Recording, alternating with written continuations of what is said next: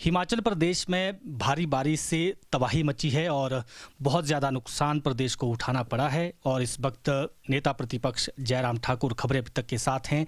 ये भी अलग अलग स्थानों का दौरा करके लौटे हैं और स्थिति भी अपने सामने देखी है। और इसके बाद अब जो राहत पुनर्वास का काम चला है वो किस तरह का चला है, इसको लेकर इनकी क्या राय है, इसी विषय पर बातचीत करेंगे। सर, आप खुद भी दौरे पर गए थे और ये अप्रत्याशित तौर पे बारिश जो हुई है, नुकसान बहुत ज़्यादा हुआ है। आपको क्या लगता है कि जो सरकार है वो कर रही है अच्छा काम राहत पुनर्वास का, या इसमें और भी ज़्यादा संभावनाएं हैं, ये हो सकता है और अच्छा काम? देखिए, इस आपदा की घड़ी में पहली बात तो ये है कि हम सब लोग साथ हैं और हमने मुख्यमंत्री से भी बात करके जाहिर किया कि हम विपक्ष की ओर से पूरा सहयोग आपको उसमें होगा और कर भी रहे हैं। दूसरी बात सबसे बड़ी जो महत्वपूर्ण है, काम करते करते कठिनाई भी होती है, कमियां भी छूट जाती हैं, लेकिन सुधार की गुंजाइश हमेशा होती है। हम अगर कोई बात कहते हैं वो हमेशा सुधार के लिए कहते हैं, अच्छे के लिए कहते हैं। जैसे कि अभी बाढ़ के कारण नुकसान हुआ है और ये नुकसान अप्रत्याशित है, जिसको मैं कह सकता हूँ कि शायद इस तरह का पूरे प्रदेश भर में बरसात के मौसम में नुकसान नहीं हुआ होगा पहले। आकलन अभी तक इस सारी चीज़ का होना है, लेकिन नुकसान बहुत ज़्यादा है। और अगर हम देखें कि ह्यूमन लाइफ को भी जो लॉस हुआ है वो भी बहुत बड़ा है, लगभग 100 से ऊपर आंकड़ा चला गया है जिनकी ज़िंदगी चली गई। लेकिन हिमाचल प्रदेश में जो इंफ्रास्ट्रक्चर को जो डैमेज हुआ है उसकी भरपाई के लिए अभी बहुत सारा वक्त लगेगा, बहुत सारा टाइम लगेगा। और कारण उसका ये कि बहुत सारी सड़कें तबाह हो गई है, नेशनल हाईवे 4 लेन डैमेज हुए हैं और इस कदर डैमेज हुए जिसमें पैसा भी बहुत लगेगा, वक्त भी बहुत लगेगा। लोगों के घर बड़ी संख्या में तबाह हुए हैं और ज़मीन, जो उपजाऊ ज़मीन, बगीचे, खेत खलिहान, सब जगह नुकसान हुआ है। केंद्र सरकार की ओर से मदद हुई है, इस बात को मुझे लगता है कि प्रदेश सरकार को भी आभार के रूप में लेना चाहिए। केंद्र ने एनडीआरएफ की टीम भेजने के साथ रेस्क्यू ऑपरेशन के लिए आर्मी की मदद भेजी और हेलीकॉप्टर भेजे और लगभग 364 करोड़ रुपए हिमाचल प्रदेश के लिए राहत राशि भी जारी की है। और उसके पश्चात इस बात को बार बार कहना कि केंद्र कुछ नहीं किए हैं, तो मुझे लगता कि वो उचित नहीं है। राजनीति बाद में कर लेंगे, लेकिन अभी की हालात में जो मदद केंद्र की ओर से आ रही है या आने की संभावना है, उसको हिमाचल के लोगों के हित में लेना चाहिए और केंद्र का धन्यवाद भी करना चाहिए। कुछ चीज़ों को लेकर के मैं ज़रूर कहना चाहूँगा कि हिमाचल में जैसे इस आपदा के दौरान ज़रूरत से ज़्यादा राजनीति करने की कोशिशें हुई हैं। राजनीतिक यानी कि राजनीतिक दृष्टि से आर्मी का अगर चॉपर मिलता है तो रेस्क्यू के लिए मिला था, उसमें नेताओं को घूमने के लिए नहीं था। वो उनको इस बात को भी समझना होगा। उसमें नेता लोग, मंत्री सीपीएस सेल्फी ले रहे हैं, वो उचित नहीं होता है। हम जब गवर्नमेंट में थे तो उस दौरान जो भी आर्मी की ओर से जो रेस्क्यू ऑपरेशन के लिए जो भी हेलीकॉप्टर भेजे गए थे, हमारा कोई नेता उसमें नहीं गया था, ना हम गए थे। हमने अलग से अपने बाढ़ के प्रभावित इलाकों का दौरा अपनी व्यवस्था से, स्टेट गवर्नमेंट की व्यवस्था के साथ किया। लेकिन आर्मी का हेलीकॉप्टर डेडिकेट किया कि वो लोगों की ज़िंदगी को बचाने के लिए काम करे। तो कुछ चीज़ों को लेकर के इस तरह की बातें हैं। और ये जो बार बार इस बात का जिक्र करना कि केंद्र कुछ नहीं कर रहा है, मेहरबानी करके इस वक्त लोगों को राहत देने की आवश्यकता है, मदद करने की आवश्यकता है। केंद्र ने मदद भेजी है, उस मदद को आप पात्र व्यक्ति तक पहुंचाने का काम करिए। सर, मुख्यमंत्री जी भी कह रहे हैं और डिप्टी सीएम भी कह रहे हैं कि जो ये धनराशि मिली है केंद्र से, ये हिमाचल को मिलनी थी। आपदा होती या नहीं होती, एक रूटीन प्रोसेस का हिस्सा था। वो कह रहे हैं कि अगर मदद करनी है तो 2000 करोड़ रुपए की इंटरिम रिलीफ हमें दी जाए। देखिए, अभी मदद की शुरुआत की है। अगर आप मदद लेने के लिए अच्छे मन से बात करेंगे, अच्छी भाषा में बात करेंगे, तो निश्चित रूप से उसका लाभ मिलता है प्रदेश को। आप पहले से ही मदद मिलने के साथ ही इस प्रकार का जिक्र करते रहेंगे। प्रदेश सरकार ने क्या ये एफडी बना के रखी थी क्या वहाँ पर केंद्र के पास? केंद्र ने अगर पैसा भेजा है और एडवांस में भेजा है, जो राशि अभी दिसंबर के महीने में मिलनी थी, अभी राहत के लिए अभी भेज दिया, उसको रिलीज कर दिया। वो इसलिए किया कि इस वक्त ज़रूरत है। तो इसलिए कम से कम मुझे लगता है कि थोड़ा परहेज करना चाहिए। और मैं इस बात को अच्छी तरह से समझ सकता हूँ।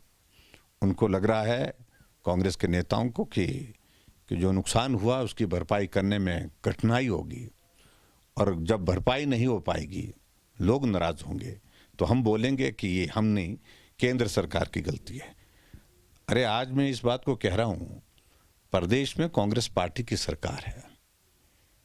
आज हिमाचल प्रदेश में दूर दराज के इलाकों में जहां बिजली टूटी, वहां पर बिजली नहीं पहुंची, वो केंद्र सरकार का काम नहीं है। आज हिमाचल प्रदेश के बहुत सारे इलाके में जहां ग्रामीण सड़कें हैं वो नष्ट हुई हैं, उनको रिस्टोर करने का काम भी शुरू नहीं हुआ अभी तक। आज हिमाचल प्रदेश की पेयजल योजनाएं तबाह हुई हैं। बहुत सारे इलाके में लोग आसमान का पानी, जो बारिश का पानी, उसको पी रहे हैं। क्या मालूम है प्रदेश सरकार को? उनको कम से कम इस सारी चीज को सोचना चाहिए। हम इस बात से सहमत हैं, थोड़ा वक्त जरूर लगेगा, लेकिन आप अपना काम करिए जो आपको करना है। और ऐसे में ये दोषारोपण करना उचित नहीं है। और हिमाचल प्रदेश में जिस तरह से हम घूम करके आए हैं, लोगों से मिल करके आए हैं, हमने इस बात को देखा है कि राहत कार्य बहुत धीमी गति से हो रहा है।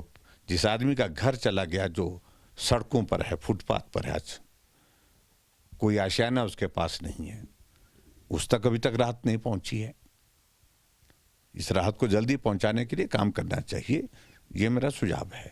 सर, सत्ता पक्ष की तरफ से एक फैसला किया गया है कि जो 1 महीने की सैलरी है विधायक, मंत्री, सीपीएस, वो इस राहत कोष में देंगे। मुख्यमंत्री ने कहा है कि विपक्ष को भी ऐसी पहल करनी चाहिए। विपक्ष के नेता के तौर पर इस पर आप क्या कहेंगे सर? देखिए, इस सारी चीज़ को लेकर के कांग्रेस के लोग हमारा मार्गदर्शन नहीं करें। हम जिम्मेवार विपक्ष के नाते और जिम्मेवार एक राजनीतिक दल होने के नाते अपनी भूमिका को समझते हैं। हमने पिछले कल विधायक दल की बैठक की है, वर्चुअल मीटिंग हुई है, और जिसमें सांसद और विधायक सब लोग थे। हम सब लोगों ने चर्चा की है और हमने तय किया है कि हमने ये काम करना ही था। लेकिन इससे पहले, क्योंकि हम बिल्कुल जो राहत कार्य के लिए जिस प्रकार से लगे हुए थे, सब जगह दौरे के लिए लगे थे, और ऐसे में हमारा मिलना संभव नहीं हो पा रहा था, सबका फील्ड से छोड़ करके आना। और मैं ये चाहता था कि ये निर्णय विधायक दल की बैठक में हो। और पिछले कल हम वर्चुअल मीटिंग की है, उसमें हमने निर्णय किया 1 महीने की सैलरी देंगे, और ईमानदारी से जो मदद और भी हो सकती है वो भी करने की कोशिश करेंगे। सर, आप खुद क्योंकि दौरे पर रहे हैं, आपने हर जगह जाकर जो है खुद फिजिकली देखा कि कैसी स्थिति है। इस बीच जो है सत्ता पक्ष के 2 मंत्री आपस में इस विषय को लेकर उनके बीच में मतभेद सामने आए। विक्रमादित्य सिंह कहते हैं कि ये जो सारा का सारा त्रासदी हुई है, इसके पीछे अवैध खनन जिम्मेदार है। और जो उद्योग मंत्री हर्षवर्धन चौहान है, वो कहते हैं कि ऐसा कुछ भी नहीं है, ये गलत बयान है, बचकाना बयान है। आप इस पूरे मसले पर क्या कहेंगे? देखिए, अलग परिस्थिति अलग अलग जगह की होती है, इस बात को हमको समझना होगा। सभी जगह खनन के कारण ये नुकसान हुआ ऐसा भी नहीं है, लेकिन कुछ जगह खनन हुआ है, उसके कारण नुकसान ज़्यादा हुआ है, ये भी बात सत्य है। और इस सारे विषय को लेकर के अगर जांच की बात कही तो मुझे लगता कि तो उस पर कोई इस तरह की बात नहीं है। लेकिन हैरानी की बात तो यह है कि नेताओं की आपस की लड़ाई और पूरा प्रदेश जो है वो एक बहुत बड़ा संकट झेल रहा है और नेता एक दूसरे के बयानबाजी के साथ जो है विरोध कर रहे हैं। एक नेता कहता है कि कार्रवाई होनी चाहिए, दूसरा बोलता है कि बचकानी हरकतें करते हैं। तो इससे एक अंदाज़ा लगा सकते हैं कि इस सरकार में जिम्मेवारी के साथ बात करने वाला आदमी है कौन, ये हमको दिखता नहीं है। और दूसरी बात ये भी लगती है कि मुख्यमंत्री का नियंत्रण मंत्रियों पर है ही नहीं। एक इस दिशा में जाता है, दूसरा उस दिशा में जाता है। कांग्रेस का ही एक ट्राइबल का एक विधायक जाकर के पिन वैली में फंस गया और सरकार के खिलाफ बोलते हैं कि 20 साल पुराना मशीनरी यहाँ पर रखी हुई है, मैं 3 दिनों से फंसा हुआ यहाँ पर, कोई चिंता मतलब किस प्रकार से रास्ता बाहर निकलने का निकलेगा मालूम नहीं। तो ये तो स्थिति है प्रदेश में पूरे। और सचमुच में इन 7 महीने में जो कांग्रेस पार्टी की सरकार के खिलाफ जो ऐसी बातें आई हैं, आज पूरी इंडस्ट्री हिमाचल प्रदेश की प्रदेश छोड़ना चाह रही है। इसलिए छोड़ना चाह रही है, ऐसा नहीं कि सरकार कांग्रेस की बने, इसलिए छोड़ना चाह रही है कि कांग्रेस की सरकार बनते ही भ्रष्टाचार चरम सीमा पर पहुंच गया है। और जो वहाँ के नेताओं की, अधिकारियों की जो मांग आ रही है, जिस तरह से आ रही है, उसकी पूर्ति हम नहीं कर सकते हैं। बहुत सारे इंडस्ट्रियलिस्ट ने रुख कर लिया है, दूसरी जगह जमीन तलाशने की कोशिश कर दी है, दूसरे राज्यों में जाकर के। क्या प्रदेश सरकार को इस बात का इल्म है, जानकारी है? क्या जानकारी है, लेकिन उसके बावजूद भी चुप बैठी है। ये सब हो रहा है और मुख्यमंत्री जी के जानकारी में होने के बावजूद भी हो रहा है और उनके ही खासम खास लोग कर रहे हैं। ये बड़ा चिंता का विषय है। बिल्कुल, नेता प्रतिपक्ष जयराम ठाकुर थे और इन्होंने कहा कि जो भाजपा विधायक दल है वो भी 1 महीने की सैलरी आपदा कोष में देंगे, यह फैसला हुआ है और इस पर पॉलिटिक्स नहीं होनी चाहिए। केंद्र जो आर्थिक सहायता कर रहा है उसके लिए सरकार को धन्यवाद करना चाहिए। और इसके साथ साथ इन्होंने कहा कि जो स्थिति बनी है अवैध खनन को लेकर, उसकी वजह से जो त्रासदी को लेकर चर्चाएं चल रही है, उसकी जाँच कहीं ना कहीं होनी चाहिए कि अवैध खनन कहाँ हुआ है। वीडियो जर्नलिस्ट अंकुर के साथ प्रदीप ठाकुर, शिमला।